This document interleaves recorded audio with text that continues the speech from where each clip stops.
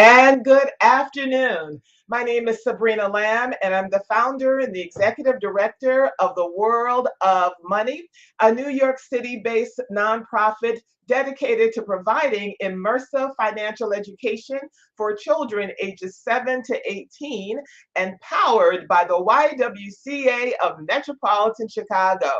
Happy Black History Month. But when we talk about Black history, often, which is really American history, we often ignore the financial efforts and the heroism and the courageousness of African Americans, how they participated and aligned with this powerful currency called money. Well, today we have a very special guest for Money Talks at World of Money. And we are welcoming to the World of Money Talk stage Timothy Todd. He's the executive writer with the Federal Reserve Bank of Kansas City. His seventh book, because Tim has been at this for a long time, his seventh book was entitled Let Us Put Our Money Together, the Founding of America's First Black Banks. Today, Tim joins us to talk a little bit about that and a lot about everything regarding Black banks, to discuss his eighth book, entitled A Great Moral and Social Force, A History of Black Banks. And stay tuned because we have a gift for all of you. And also, if you have any questions during our conversation, please use the chat, whether on YouTube, LinkedIn, Facebook, or Twitter, because Tim is here to answer the questions that you may have. Welcome, Tim. Thank you so much for being with me. Joining you today. Looking forward to our discussion. Yeah, so, all right, so everyone who's joining us, just get ready to take a trip, because Tim, you're taking us through four cities in the US, and using the backdrop of which is a lot of the time in the US history in terms of upheaval. You use the US history as a backdrop for African American banks and the launching of them, what their experiences were. And you talk about and you share, you research the discrimination, the segregation, the poll tax, the denial of voting rights, early gentrification. Could you share with us why you focused on Richmond, Virginia? And we're all going to these cities over the next hour. Richmond, Virginia, Foley, Oklahoma, Detroit, Michigan, Chicago, Illinois, and Memphis, Tennessee. Why did those locations resonate with you for this book? So there's definitely other cities we could have looked at. Philadelphia, Washington, D.C., New York, all come to mind. What we were trying to do with this book is recognizing that, as you mentioned in your comments, a lot of this history is unknown to people and it's not been widely made available. And so what we were trying to do was present this in a way that would resonate with a lot of people, make it easily understandable. So we're not going to get into the economic world or the finance world, but looking at communities at key points in time where Black-owned banks were important catalysts of economic opportunity and growth. And so what we did is we decided one way to do this would be to move through history and then identify those cities that move or that align with particular points in time. So Richmond was really the dawning of Black-owned banks in the United States, and that happens after the failure of Reconstruction. So that's going to be in the late 19th century. And then from there, we move forward in time. So in the next time period, we focus on Oklahoma, and we can certainly talk about a town called Boley, Oklahoma, that was a significant town. A lot of people are probably unaware of. That happened around the turn of the century. And then after that, you had the increasing industrialization in the upper Midwest. So you had a large migration out of the South to Chicago, where they sought employment and jobs were more readily available. And then from there, really the next stage is the real sort of dawning of the civil rights era. And that happened in Memphis. And banks were hugely involved there. And then you sort of see the civil rights era continuing, sort of late stage civil rights era, later stage. I saw something the other day, someone said, we're still in the civil rights era. It's always the civil rights era. And I think that's a good way to look at it. But then we look at Detroit and kind of what happened there in the 1960s and later. So let's dig in. But first, I thought it was really interesting in the book you shared that rather than having a profit motive for bank African American bank founders, it was really their motive of having public service. What do you mean by that? So yeah, so one of the things that is interesting, and one of the things that I found when I looked at the very earliest banks, and then you see this continue through history, is you know people. So when you think of a bank, it's obviously a business, and it's there like any business to turn a profit. But what was interesting to me is that time and again, the people who founded the banks weren't sitting around saying, "Hey, here's a business opportunity." The way you might look at your neighborhood and think, "Hey, we need a grocery store. I'm going to go open a grocery store because I can make some money here," right? So it wasn't that thought process. It was more of we can help the whole community. We can create some opportunity in the community. We can help people save their money. We can lend money so people can buy businesses and do all those things. And that motivated them time and again, whether you're talking about Richmond in the late 1800s, or if you're looking all the way to what was happening in Detroit, even in the 1980s. So Tim, but why are Black banks necessary? Why are they important? Why are they needed? Right. Because So I feel, and I just want to say, just to use as a backdrop, I don't think that people are really some are getting why they are necessary. So could you talk about why they are from an economic standpoint and how they shape and impact Black communities? right. So early on, in these earliest banks that we talk about, you had a segregated economy, and that went on for decades in the United States. And so in some of the cities we talk about, for example, on the south side of Chicago, you had an economy that basically, operated as an entity sort of its own there on the south side. That's obviously not the case today, thankfully. Everyone does business with all kinds of banks and all kinds of businesses. But one of the things that the research shows, and you go and you start looking at the data, is you see that minority-owned depository institutions, is what they're referred to, are MDIs. And a minority-owned depository institution is a Black bank, but it's also a Native American bank, Hispanic American bank, an Asian American bank. Those banks are more likely to be located within what we call minority majority communities. So these are communities with large minority populations. They are more likely to be lending to families for mortgages, so helping people buy homes. They are key lenders in particular to small businesses. So entrepreneurship and business startup and keeping small businesses functioning. These banks are hugely important in that area as well. Obviously people can save their money with any bank, but these are the banks that are connected to the communities. And what's concerning, just to kind of continue the discussion a little bit, is that the number of Black banks in the United States has been declining slowly for the past 20 years. And the data shows that when a bank closes in a minority community, it is unlikely that another bank is going to go open a branch in that community. So that makes it all the more important and concerning. So as I've said to everyone, Tim's latest book uses as United States history, civil rights, human rights history as a backdrop. So what made it? I don't want to use the word easier, Tim, but they were able. Founders in the early as the 1800s, late 1700s, were able to launch banks. And why is it so difficult now? So one of the things, and it's almost kind of a joke in the section where we talk about Chicago, someone points out, at that time you could open a bank by literally painting the word bank on your window, and you were in business as a bank. And Jessie Benga, right, yeah, I wrote that, yeah. right, and he did open a bank that way. he did open a bank, a successful bank that was stable and did a lot of good for the community. Unfortunately, not all banks, and I'm not speaking about Black banks here, all banks weren't as well run. And so you had a lot of bank failures and a lot of problems. People lost their money in banks. We went through the Great Depression.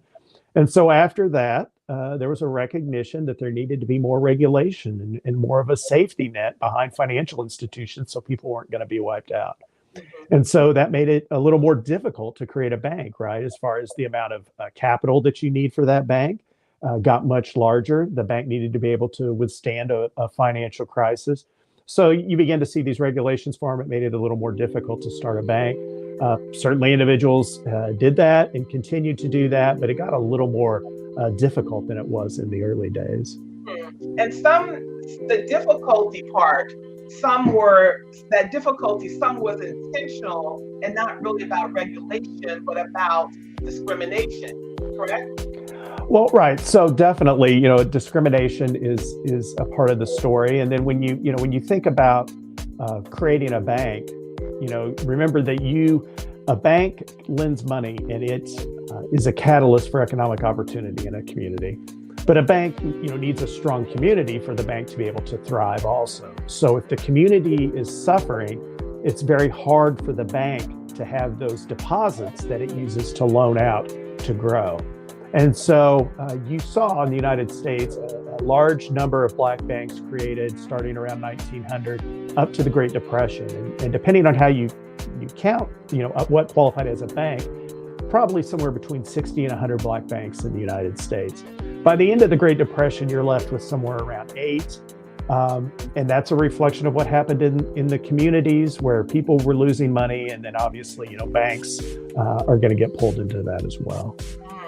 And also with the absence of financial institutions, credible financial institutions in Black communities, often those communities have to rely on predatory services such as payday loans, check cashing, rent-a-center, title loans, and they continue to prop up and target these communities that do not have financial services.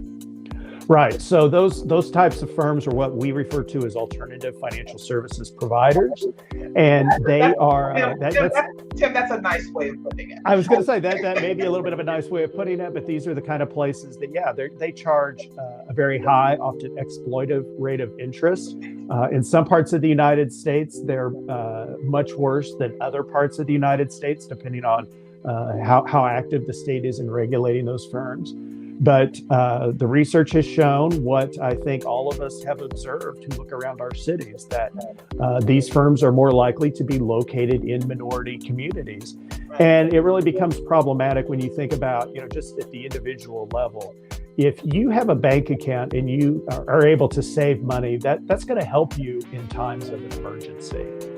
And so you think about, where I am in the United States, we're having a bit of some people call it a snowstorm. I don't think it's quite that bad, but we're having some winter weather today. And some people's pipes are going to freeze, maybe even, in my own neighborhood, and those pipes are going to rupture and that's going to do some damage.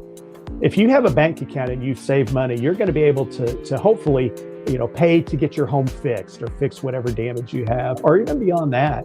If you, have a bank account, you're going to have a relationship with a banker. And so you may be able to go there and ask for a loan that's going to get you a far more favorable and fair, more importantly, interest rate than what you're going to get out of some type of payday lender who can really create a lot of problems for you in the long term in that situation. It's amazing. And particularly with the, internet, a lot of these alternative services are doing business in states that it's illegal for them to do it, but they use the internet to leapfrog over state boundaries. Yeah, so the internet, I think, and technology are interesting because I think there can be a good side and a bad side to the technology, right? So being able to reach more people can be good, but I think people need to be more vigilant as they deal with these businesses and look at some of the things we're seeing being innovated right now in the financial system. People really have to be careful and think about what they're doing. I think technology can open a lot of doors, but it also can leave you vulnerable if you're not really careful with what you're doing online. So now often you hear many people talking about generational wealth. And I love the part in your book where you talked about William Peterford, who launched his bank because he experienced or met orphans who did not have access to their parents' estate. Could you share that story, please? Yeah, so William Peterford created a bank in Birmingham, Alabama, and he was a preacher down there, I believe at the 16th Street Baptist Church. And he recognized in the community, so at that time in Birmingham, you had an increase in industrialization. You had a growing Black population that didn't have anywhere to save their money. And so he believed very strongly that if you created a bank, people could save this money and then it could be loaned out to the community and create additional. he created the bank, but one of the things that really struck him was a story about a couple children who had been orphaned. And those children, after their parents died, their parents had accumulated some wealth. I don't think it was, a fortune, but certainly a significant wealth for them. And there was no way to pass that money to the children because no one within their extended family, so like an aunt or an uncle or a grandparent, was able to post a bond that was necessary. They didn't have the financial resources.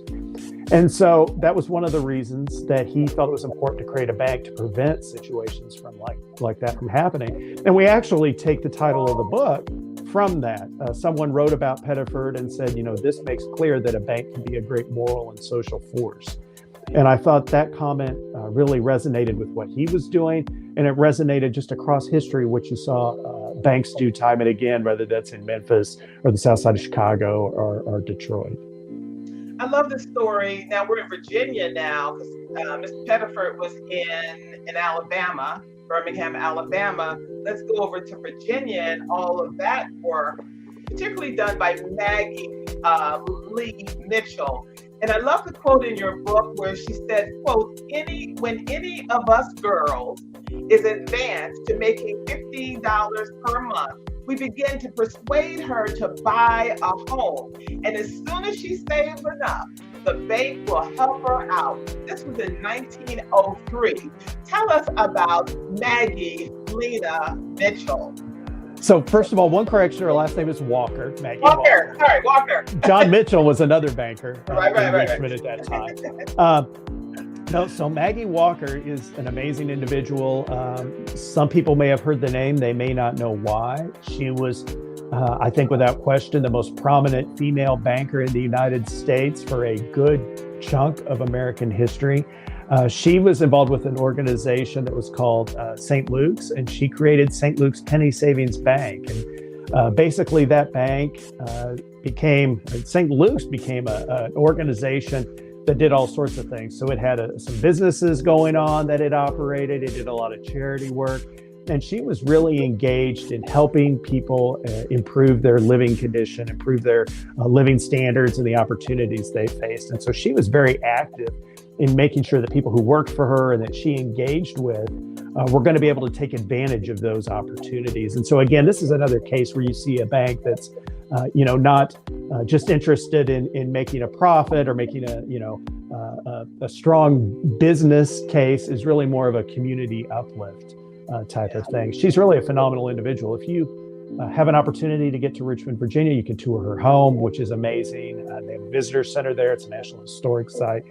Her bank and some of the others, there were actually 5 banks in Richmond around that time, anchored a very dynamic area known as Jackson Ward in Richmond that was well known by many people, an amazing, thriving Black community at that time.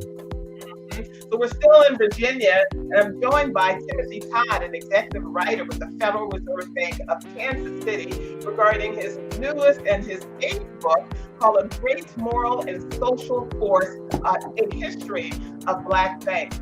Staying in Virginia, often when we talk about economic boycott, it's always the Montgomery boycott, 365 days, where many African Americans walked to boycott and not want to economically support that local mass transportation system. But that happened actually earlier, decades and decades earlier in Richmond, and 4 Black banks financed an alternative transportation system because they were boycotting the Virginia Passenger and Power Company.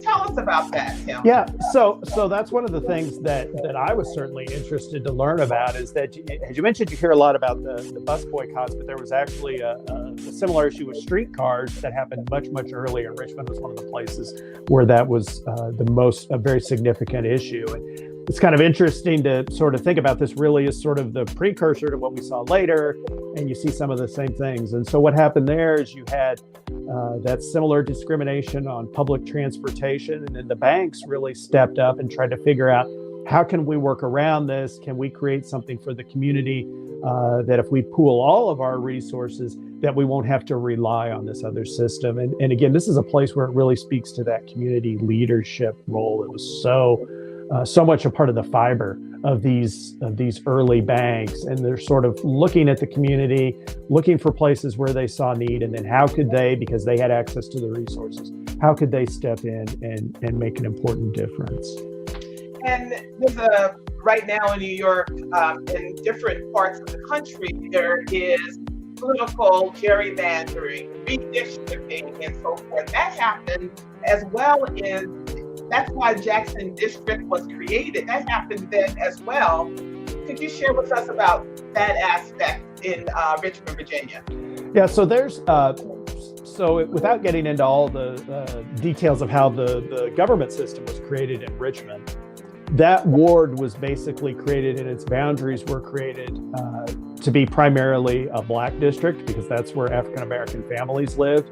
It was not necessarily, it wasn't shaped, it didn't have like a square shape, it had sort of a shoestring shape. You can go there even today, and if you just sort of walk around and know where those boundaries were, you can really get a feel for how it was kind of spaced out. So that's how that district came to be. It was a political process that drew that district because there was significant Black population in other geographic regions of the city, and it was sort of putting them all together in that one ward or voting district. And we're taking your questions, everyone. And we have a question in the chat from David Youngblood. He writes, to what extent can or does the U.S. Treasury use African-American private equity owners and banks with taxpayer dollars to invest? Who gets to invest taxpayer dollars? So, first, I need to say that I'm part of the Federal Reserve and we're separate from the Treasury. So just to make that clear. So I'm not privy to nor involved with how Treasury makes their deposit decisions and where they put their funds. Related to that, what I can say is there's a program that started, I think around 1970 called the Minority Institution Deposit Program or something like that encourages government entities to deposit their funds with minority-owned depository institutions. So this could be, your local government. Where do they deposit their money?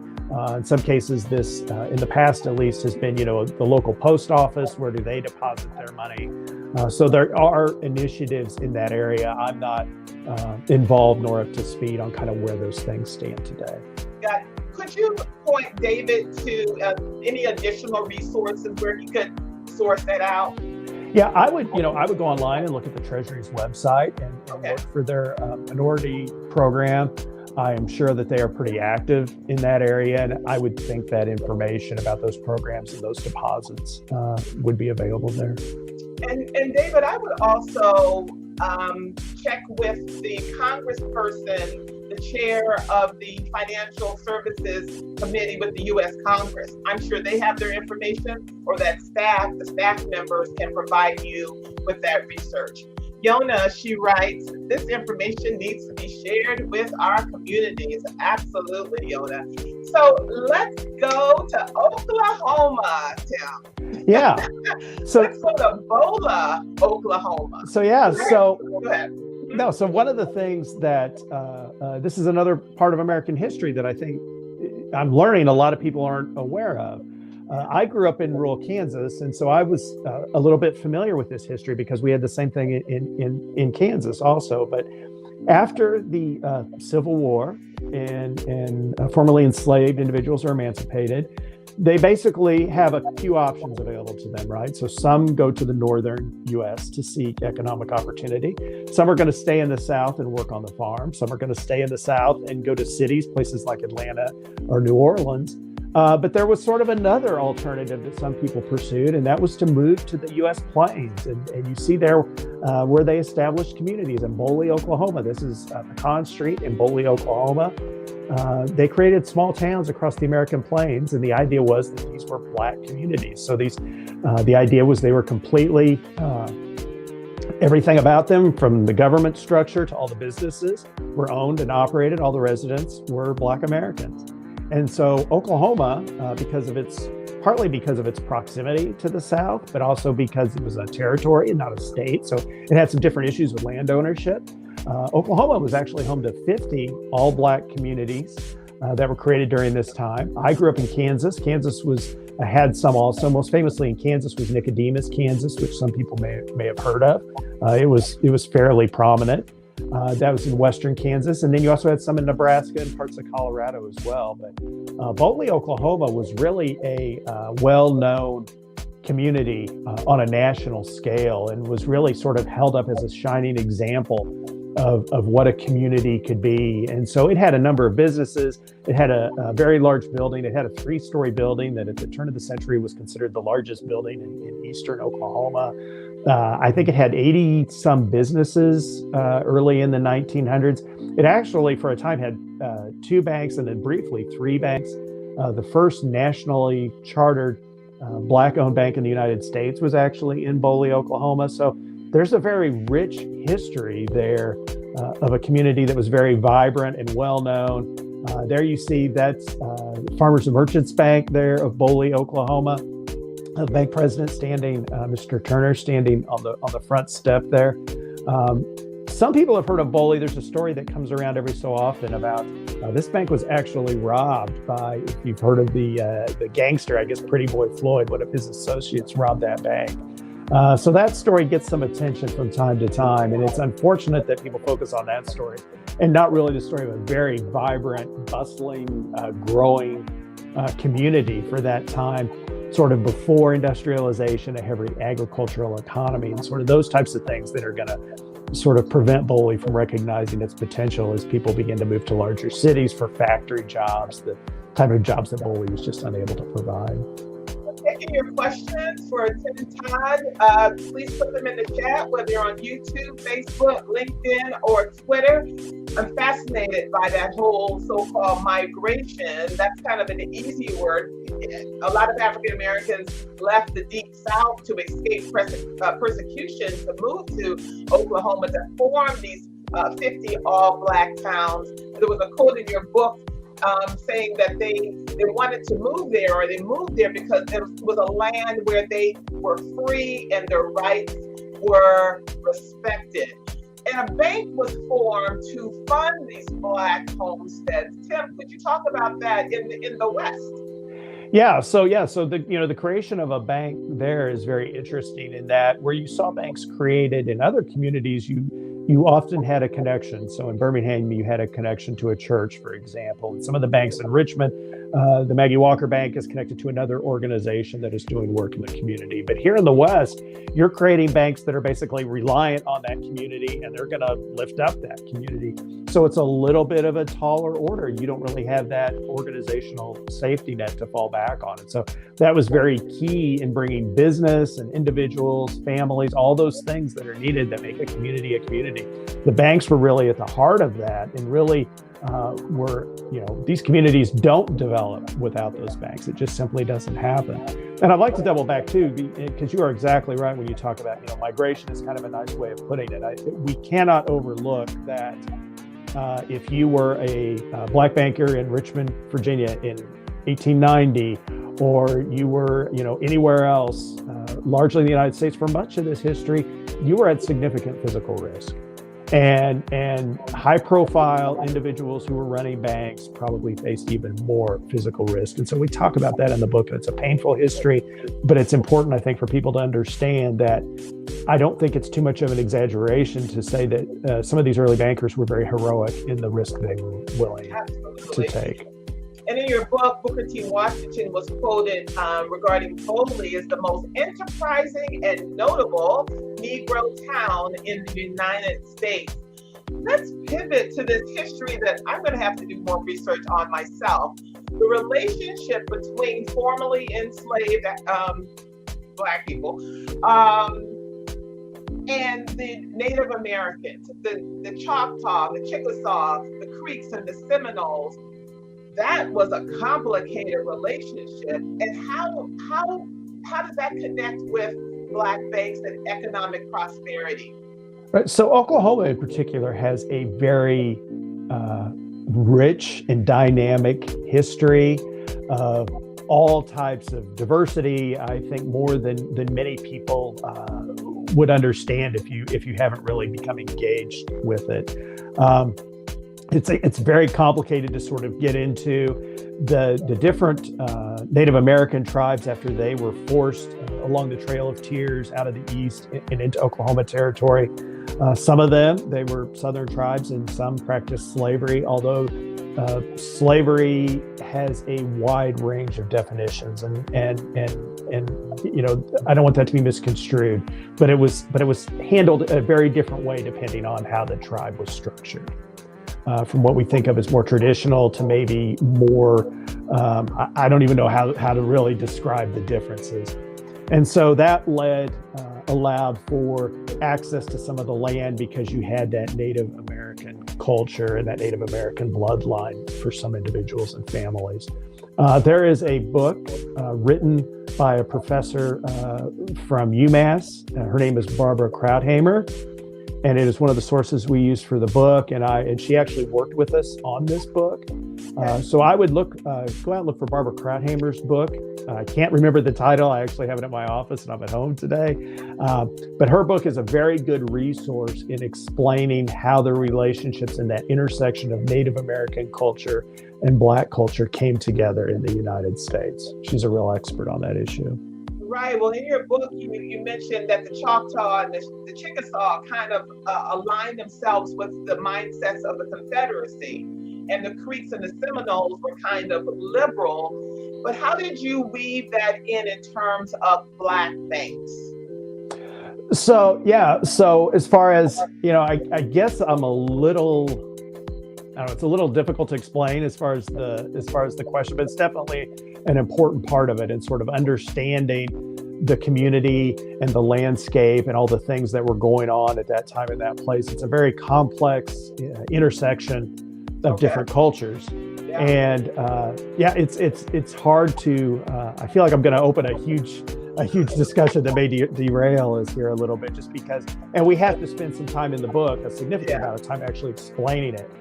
Because people sort of need that background to really understand how the community formed and how it evolved. It's a fascinating information. Absolutely. We have a couple of questions in the chat, because now we want to go over to Greenwood. So Yona asked, what are your thoughts on the Black-owned online banks? Do they support the community? And then have questions from Corey Willis. Yeah, so talking about the online banks, I think we are still figuring that out a little bit. I think the potential is there. You know, I am sort of at heart a believer that it's very important to have a physical presence in a community if you're really going to understand the needs of that community. And there's sort of that sort of extra effect, right? So an online bank, you know, you can open a bank account pretty much anywhere in the United States if you go online, right? And you want to do that. But a bank in a community, I think, is going to understand more the needs of the community. So that's going to get back to how do you borrow money? Where's that money come from? And what are those loans being used for? And sort of understanding that. If you have a local entity there, it's going to know, for example, that, hey, you know, we don't have a good restaurant in this neighborhood and someone wants to open a restaurant, they're going to know that. Whereas on an online presence, if the bank is located somewhere else, they're maybe not going to have that same understanding. So they may be looking at more sort of standardized lending metrics and just say, well, here's the numbers, and they're not really going to be able to weigh that community need, or maybe even the characteristics of the individual who wants to borrow money as far as, you know, their experiences in the community. Thank you. And Carrie Willis, he writes, the M&F was located in the thriving business and residential district in the Haytide district of Durham, anchored by what became known as Black on Wall Street. What are your thoughts about that? Yeah, so there's definitely... One more thing, it's a two-part. Let's not forget, he writes, about the M&F Bank, formerly Mechanics and Farmers Bank, that was founded in 1907. Currently, it is the second largest minority-owned bank in the United States. Right. So we didn't. Obviously, the banks that we talk about are not, thankfully, the only communities that had Black banks through history. And so basically what we were trying to decide is to look at, sort of how can we move through history in a way that sort of keeps this on a narrative that's going to appeal to a large audience, right? We didn't want to write something that was heavily academic or would get tied up in the economics. We want to bring people in to learn this story who maybe aren't as familiar with banking and sort of bring them into the fold of understanding. Got it. So let's go mosey over to Tulsa and Sure. Greenwood. You're the first researcher, this book, that pointed out a glaring omission when we talk about the story of Greenwood. Talk about the banks and how many people unfortunately lost their lives, how they're still not really being honored economically, the descendants. There was no Black bank there. Right. So this was something Wait a minute, Tim. That's a big deal. That is a big deal. And that surprised me. And we spent significant time making sure we were right about that before we wrote that, including, this was during COVID when we were doing this research, but we actually reached out and had people who were involved in historical work there, different organizations in Tulsa, and they actually went back through city business directories and business logs, cross-checking addresses and neighborhoods just to see, is there something we're missing here? And so that often catches people off guard, certainly did me. So to understand that, banks in the United States, no matter where we are talking about them, historically, most banks have been created in places where people don't have access to money. And so that means that the banks are created, or access to credit. They aren't able to borrow money. And so usually they have very little money. So they begin to pool that money together and then lend it out to the community. And so this goes all the way back to colonial New England. This has happened time and again in U.S. history. The Greenwood community in Tulsa was created in a very different fashion. And there's a couple things that make it very different than a lot of communities in the United States. There was significant wealth and good paying oil field jobs for everyone at the time Greenwood was shaping up. So that's at the time it was developing and it was population was growing. A lot of people were employed. Tulsa also for a time was much more welcoming to the idea of integration than some other communities were. And so there were Black individuals and families who had accounts with established white banks in the city. That was not, I don't know that it was the norm, but it wasn't completely unusual, or as unusual it was in other cities. So that's also part of it. And then you have a couple developers come in who really develop the Greenwood community, and they have a lot of wealth. And so what you have developing Greenwood are a number of private lenders. And so not just among the founders, but then others come in, you have this money available. So it's a little different model in creating a financial system than what you're going to see almost anywhere else in the United States at that point in history. So the availability of money leads to a different economic model. That community grows, becomes incredibly vibrant and dynamic, and then it meets a horrible, tragic end. And one of the things that really stuck with me is that as the press reported this nationally, and they said people wanted to send donations, and where would they send donations? They actually sent them to Little Boley, Oklahoma, which was like an hour or so drive away, because that was the nearest bank that could handle this task. So definitely an interesting part of U.S. history, and certainly do not want to take anything away from Greenwood and what a phenomenal community that was. Absolutely, but it's a huge part of the story, and I'm so glad that you included it. Let's go up to Chicago, Illinois, with a story of Jessie Benga. And please, if you have any questions or comments, please put them in the chat, no matter where you are. Jessie Benga. Yeah. So Jessie's an amazing individual. So he is really, that sort of self-made man. He shows up in Chicago around the time of the World's Fair and basically sets up a little stand there and starts going into business. His family was from Detroit, where they had been involved in real estate. And so he learns a lot about not just the real estate business, but how do you take care of real estate? How do you, repair the plumbing when something goes wrong, or keep the electrical working, or what have you. And so he becomes eventually involved in Chicago real estate. And he's very successful, in part because he's able to do all that repair work himself. helps some other people who have real estate by doing repair work for them and doing some building management type functions. Eventually, he accumulates a pretty good amount of money out of his business, and it's going to lead him into banking again in the early 1900s. And then he's really becomes a banker. Basically just describes part of what he was doing there. So you have significant racial violence there.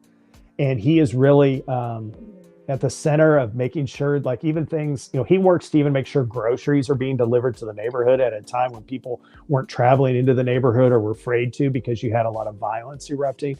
He does a lot of things where he even goes and there are families attempting to move or buying homes in what had previously been all white neighborhoods, and they run into racial violence, and he goes and comes right down to the house scene where this is going on, and he helps the families. So he really goes sort of above and beyond what you think of as a banker, just to really lead a community through some really difficult experiences. It plays a very important role there. Could you share a little bit about the Hunter Banking Company? Yeah, so there were three banks in Chicago around the time that there was violence there in, I believe, 1919. And so a couple of those banks actually end up going out of business. They had been formed in 1917 and 1918. And they, at the time that you have this violence erupting, a number of people who lived on the south side of Chicago may have been unbanked, or they had accounts with banks in other parts of the city. So Chicago at that time has some of the biggest banks in the world in the loop. And so people who were in the neighborhood did not feel safe leaving the south side to go and get their money. And so Hunter and another bank and Benga to a degree, they began basically providing people with money to help them, feed their families and pay their bills and do all that type of thing, basically lending to them without knowing if those people are even going to be able to repay that or what money they might have in a bank account somewhere else. So again, this is a case where you see a bank putting itself out in a community leadership position. It's eventually going to create problems for Hunter because they're going to end up extended, and then there's going to be a turn in the economy, and all this is sort of going to come crashing down around the same time. So it ends up being a tragic story, but I think it's also one that shows the sacrifice that takes place at a time when someone needed to step up financially. Thank you. And while we're in the Midwest, let's go over to Detroit. What was your favorite, most impactful story or experiences coming out of that research in that city, with the backdrop of the Ford company and all the employment, and then losing that company? Talk about Detroit. Yeah, so Detroit is a very interesting city in a lot of ways, and I think there is I don't know, people sort of look at Detroit as it's a unique situation. And in some ways it's unique, but in some ways it's reflective of a lot of the rest of America, almost in microcosm too. And so there you had Henry Ford, who has his views on race are I think well known and disturbing, but also, he paid his employees relatively well and created economic opportunity. So it's a very complex story with him.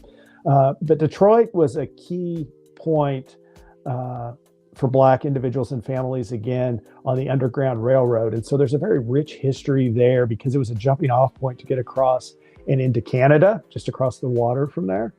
And so there's a long history there. But there's a lot of things about Detroit that I think are really interesting and kind of fun. If you look at Don Davis, who ran a recording studio there and worked with Aretha Franklin and all sorts of people. And he recognizes an opportunity and a need, and he gets in banking in 1980, says that the recording artist had run him out of the studio, that he needed to go do something else with his time. And one of my favorite things about him is the first recording. He started as a guitarist, and he replayed it on the song Money. Was actually his first sort of big break as a guitarist. And so I think it's kind of neat that he had that connection in his life, and just a very interesting individual and a very interesting story. Joined by Timothy Todd. If you have any questions, please put them in the chat. Would love to hear from you. In the short time that we have left, let's go down to Memphis. And I love the story of Wayne Cox and how the Memphis Tri-State Bank merged with Liberty Bank in New Orleans. Do I have that story accurately? Love to, yeah. Yeah, so that merger's going on. I don't know that it's been completed yet, but it's in the works right now. Liberty Bank, people can learn a lot about Liberty if you go back and you look at the archives of the New York Times and you look at what Liberty Bank did around Hurricane Katrina, which probably for some of the audience is going to feel like a long time ago, not so long for some of us. But they did a lot of that same type. Liberty did a lot of the same type of things we were talking about in Chicago with providing money to the community at a very difficult time. And then you have, of course, the Cox family and some of the stuff in Mississippi that they were involved with.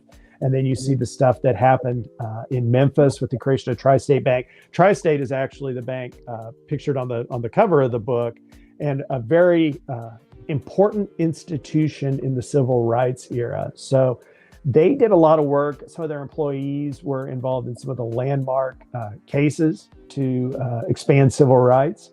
They did things like operate at extended hours during times of protest or activism because people were being arrested for going out and demonstrating. And so they would help bail people out. They would provide funds for that. Any number of meetings to plan a demonstration were held in Tri-State's offices. They did a lot of work. Also, there was an economic freeze that some businesses tried in that region in Mississippi to prevent Black businesses and families from being able to borrow money, or in some cases try to foreclose loans on them. And Tri-State was engaged in trying to provide credit to those families at a time of emergency. So again, it just keeps repeating that same sort of thing of, this important community leadership at difficult times on major issues. And I think one of the things people who read this book will be surprised by, even as much as we've talked about it, is how many events and things about from other aspects of U.S. history these banks touch on. Martin Luther King, Dr. King in Memphis, and you see the bank there with him. The last speech he gives, he's actually talking about Tri-State Bank. And so, there's a lot of connections to U.S. history, and that was one of the things we really wanted to do, is not just talk about these banks as sort of isolated financial institutions, but talk about them as part of a community and a broader landscape in the United States. Just amazing. So we're about to wrap up, but before we do, could you share the perspective of Andrew Bremer, who he was and his perspective? He's African American. His perspective on the relevance of Black banks.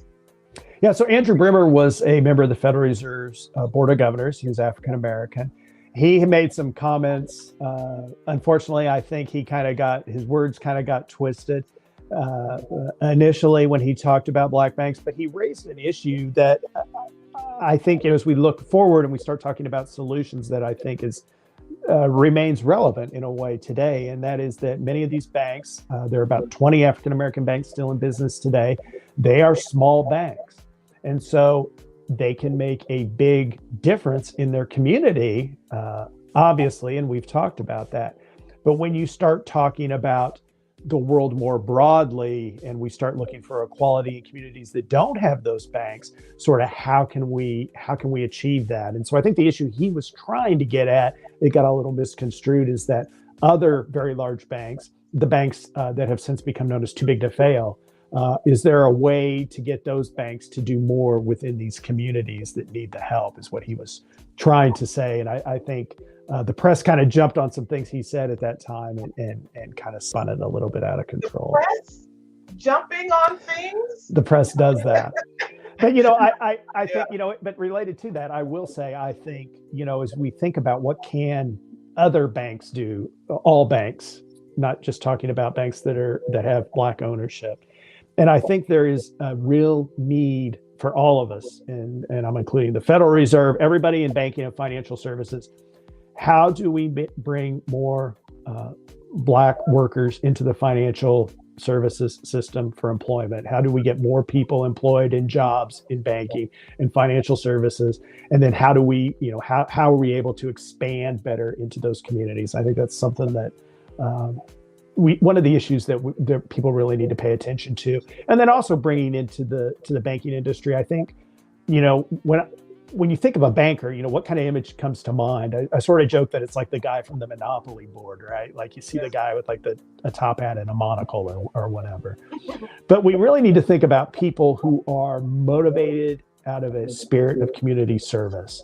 And how can we bring those people, regardless of race, into banking and then teach them that stuff about loans and regulations and financing? You know, I believe all that can be learned. I think you got to look at someone's heart, what motivates them, what drives them, what gets them excited in the morning. How do you bring those people who are motivated by helping the community into banking? I think it could have a big impact. Well, Timothy Todd, calling you Timothy because your mother would appreciate that. Oh, yes. Thank you so much for joining us. Thank you for dedicating time and resources and, you know, for this very, very important research. And Timothy Todd has a very important gift for all of you. How can everyone get your book? Yeah, you go to the Federal Reserve Bank of Kansas City's website, kansascityfed.org, and you can order a copy of the book for free. We make this research available to anyone who wants it. You can go out there and you can download the PDF if you want to read it electronically, or you can request a book and we will put it in the mail for you. That includes the current book, A Great Moral and Social Force, and then also the book about the first banks, Let Us Put Our Money Together. We are more than happy to share those as an educational resource. I will tell you, we're a little bogged down in trying to get the printing, so it may be a few weeks as they're cranking these out as fast as they can. But if you go there, there's a form you can fill out, and we'll be more than happy to send it to you. Everyone grab the link or write it down, a free PDF or hard copy of the book. Go to kansascityfed.org. And for all of you parents, before we go, World of Money, we are registering online as well as in person for our 17th annual Youth Financial Education Training Institute. Just go to worldofmoney.org for complete information. Timothy Todd, thank you so much for joining us. He is the executive writer with the Federal Reserve Bank of Kansas City. His latest book is A Great Moral and Social Force, The History of Black Banks. Thanks so much, Timothy. Be well. You too. Thank you.